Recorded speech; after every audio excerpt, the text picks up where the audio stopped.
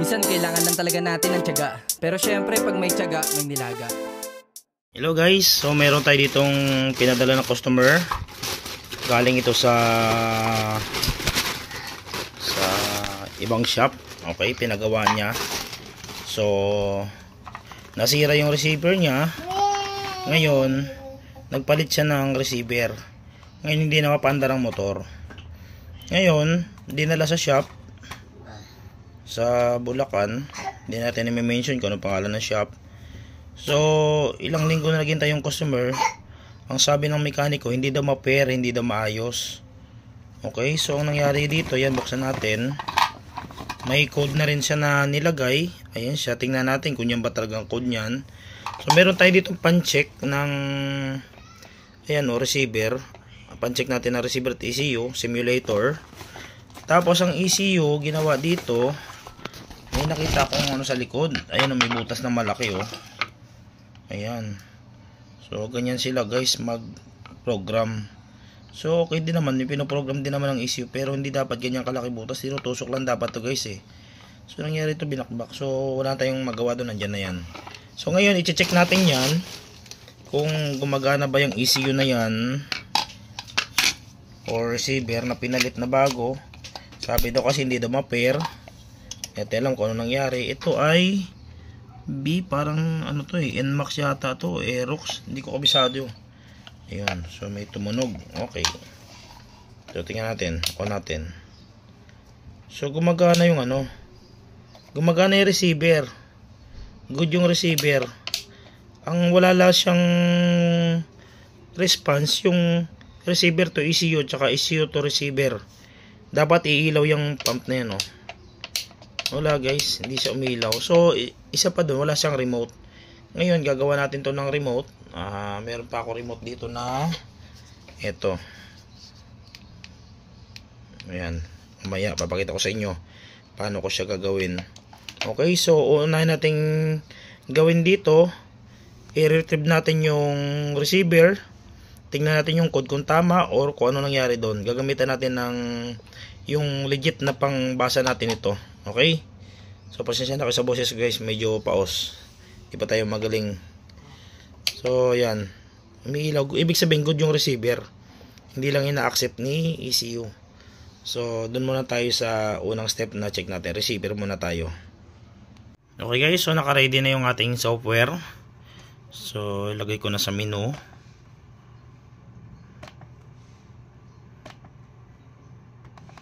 Yan, dahil Yamaha mo to, so ilagay natin sa pinakamababang voltage. So ready na siya. Ngayon yung code na nakalagay dito 625121. So i-confirm natin yan dito. Siyempre bago natin i-program yung remote, kailangan nating isigurado. Tapos may remote ako dito ng X-Source na type. So ito ay pang PCX. Ayan o, mabilis ang link. So i-generate ko to gamit yung aking isang tools na pan-generate. Ito, ko-convert natin siya sa Yamaha. Ayan, mamaya magbabago ng blink niyan.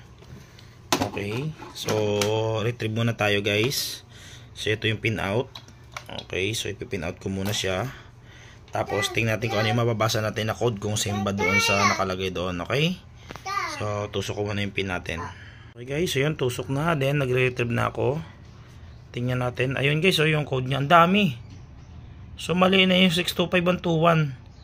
Kung ano-ano na yung pinasok dito guys. So may lumabas doon 643, 732, 135, 356. Gagawin natin dyan guys, i-delete na natin yung code. Ayan, i-delete na natin yung code 2 and code 1 o yung K2 or K3. Ayan, so meron tayong pan-delete. Ayan, nakalagay dyan o, delete K. Para matira sa kanya ay 625. Pwede natin customize yan para pwede rin yun. Okay, so yun siya. Delete ko muna guys dahil one hand ako, dahil yung isang kamay tagawak ng camera. So yung ititira natin yun, 625121. So tama naman yung K1. Ang problema may K2 and K3. So yung naka-on dyan yung K3 na, hindi nakagana 625. Ngayon ititira natin yung original nya. Okay, so di-delete ko muna guys.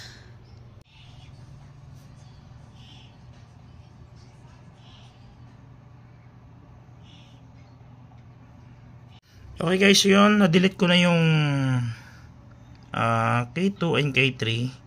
So nakita nyo dyan, NA na yung code 2 and code 3. So natira na lang code 1.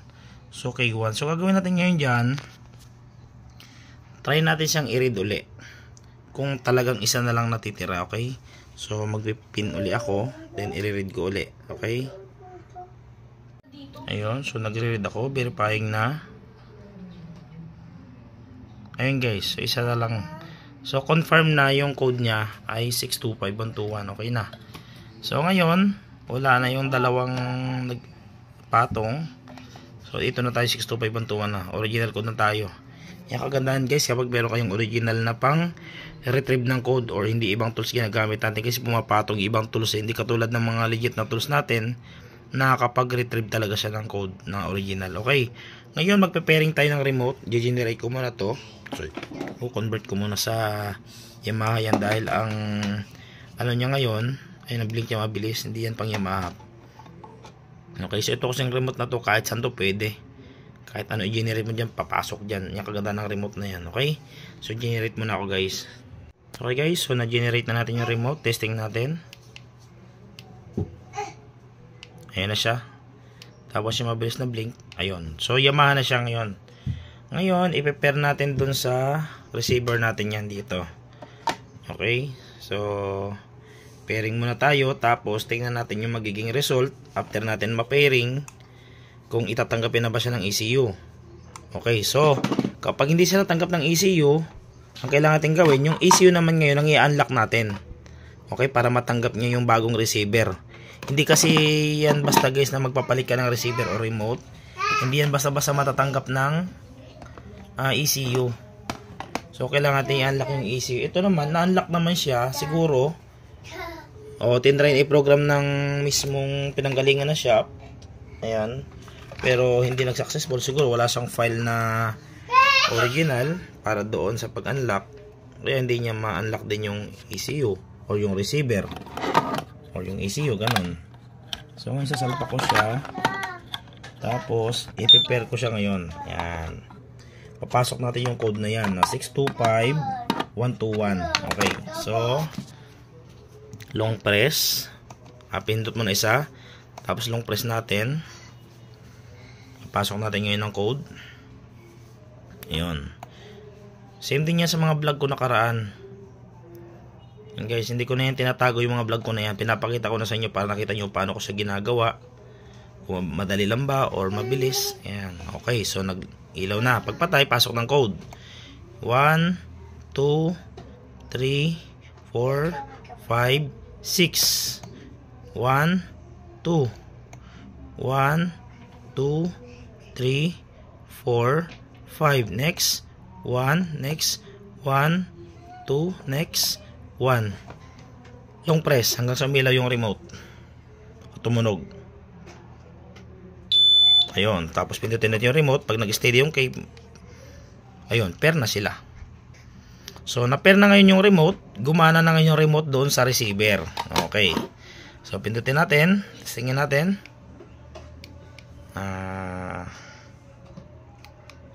Ayun, gumagana na siya. Okay, so good na yung remote natin. Pag pinipindot naman natin yung sa receiver, tingnan natin kung umilaw yung remote. Ayun, umilaw yung remote. Oh. So nag-on na siya. Tapos on natin. Okay, so, ulit natin ha. Gumagana na yun guys. Kapag naka-off yung remote, so hindi mo yan ma-on ng key. So on natin yung remote. Ayun yung mabilis na blink. Mag-on yung key. Tapos on natin. Dapat ilaw yung pump, yung fuel pump. Eh hindi umilaw. Ibig sabihin hindi na-accept ng ECU. Ayun oh, ayaw. Ngayon gagawin natin dito guys, papakita ko naman sa inyo paano to i-program yung ECU. So kunin ko lang yung tools. Gamit pa rin yung ano natin, iProg. Yan yung pang-unlock natin yan. Okay? So kunin ko lang yung adapter ko para ma-unlock natin yung ECU na yan. Okay? So kunin ko lang. Okay guys, so nakatusok na yung ating pin. Tapos nandun na yung ating socket. Ayan. So bukas tayo ng iProg. Ayan. Tapos run lang natin. Administrator, yes. Tapos pasok tayo sa MCU. Punta tayo sa MCU. Ayan o. Ito kasi guys, hindi pa to naka-settings eh. Manual mo talaga itatype dito yan. Tapos punta tayo sa Motorola 2N. Ayun. Ito yung mga makalumang paraan namin dati. Tapos 2XS. Ayan o, double click. Ayan. Tapos 256. Ito IPR. Double click natin yan. Ayun, so ito na yun. Unang gagawin natin dyan, sa P+, magpapasok tayo ng file. Punta tayo sa blue folder. Okay. So, pasok tayo dyan ng no, yung mayroong nakapangalan na reset, ECMID. So, i-reset natin yan. Open. So, yun na yung file. Ngayon, yung P+, pasokan natin yan. Ang code nating ECU ay BF611 ang dulo. So, ang P+, lagyan din natin ng file. So, pasok tayo dun sa back na, paano ba i-back to? Dito. Ay, hindi. Saan ba nakalagay yun? Sa desktop. Ayun. Tapos sa remap. Yamaha. Tapos original file. Tapos BF611. Ito bin. Pasok natin. Double click. Ayun na siya. So ito na yan. Naka-ready na yung B+. Punta ngayon tayo sa device. Check natin siya. Click natin yung unsex F6. Ayan. So pag nag-register, tapos may C yung register, ibig sabihin ready to write na siya. So una ting i-write dito. So nag-check pala tayo ng register sa P+. Iaangat natin ng D+. Tapos mag-write tayo ngayon. So ang write nito, yung kulay red na yan. Write tayo. Ayan. So mag-write muna tayo ng D+, para ma-unlock yung ECMID. So dalawang 100% yan. Okay, so after natin ma-plus yung D+, P+ naman yun iangat natin. Tapos, click natin yung red na yan. Mag-write tayo ngayon. Ayan, so hintayin natin hanggang matapos mag 100% yan. 2 times.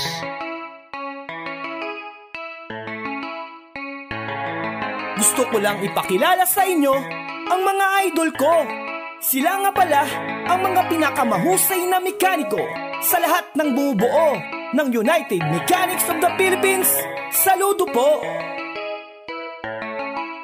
Huwag ka nang lumayo. Nandito na mga malupit na mekaniko. Sila ibahin mo. Garantisado sulit ibabayad mo. May talino at diskarte. Suabe, motor ay iingatan nila ng todo. Kaya ibahin mo.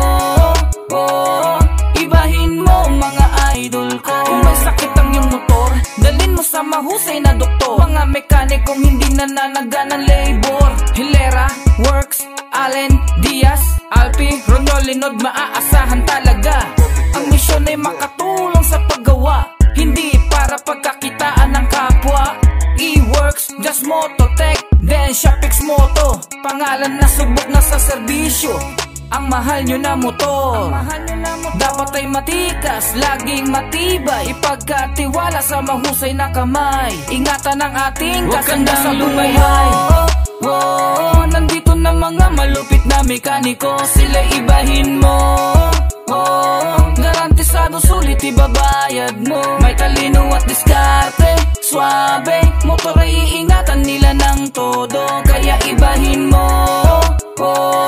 Ibahin mo mga idol ko. Dahil iba ang may alam sa nagdudunong-dunungan. Nandyan si Boss Aaron na madaling lapitan. Isang tawag mo lang, handa kanyang tulungan. Mga mekaniko na hindi ka susukuan. Nandyan si RD Louie, Richard JM Moto. Hindi pa huhuli sa talino at talento. Iba't ibang muka, isa lang ang layunin. Motor mo ay ayusin, lahat pasiyahin. Umiikot sa Pinas na may dalang idea. Kakaibang talentong pang-teknolohiya. Tama na ang bangayan, siraan, lahat magtulungan. Tayo-tayo lang din naman ang laman ng daan.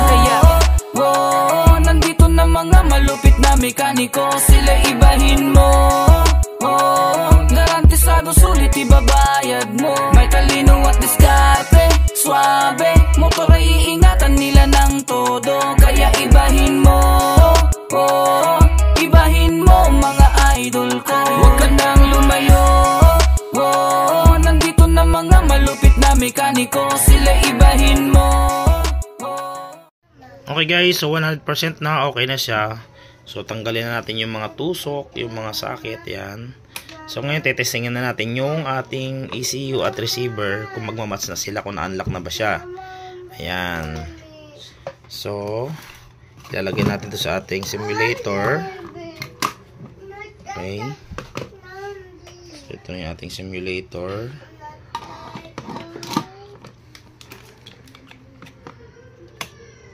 Ayan. Tapos lagyan natin siya ng power.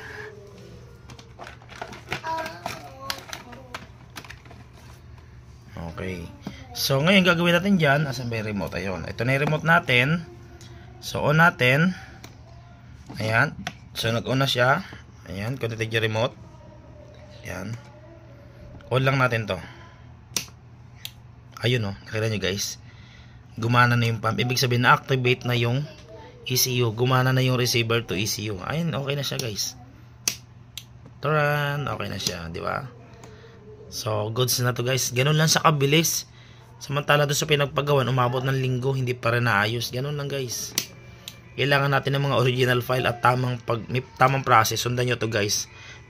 Para next time matuto kayo. Ngayon, itong mga simulator na to, yung mga tools na ginagamit ko guys, available sa atin yan. Gusto nyo magkaroon yan, or na-encounter nyo to, alam nyo na kung saan kayo magme-message. Ayan. Ayan o. So good na siya. Off natin yung remote. Ayan.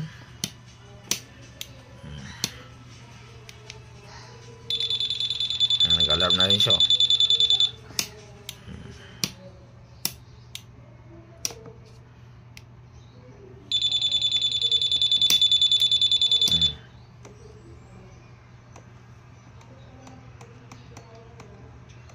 Off. Wala na. Hindi nag-activate.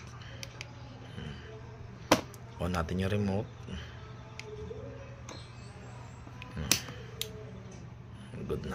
So, ship back na to guys sa may-ari. And, ayun. Siyempre siya na mag-install niyan, okay? Bye-bye.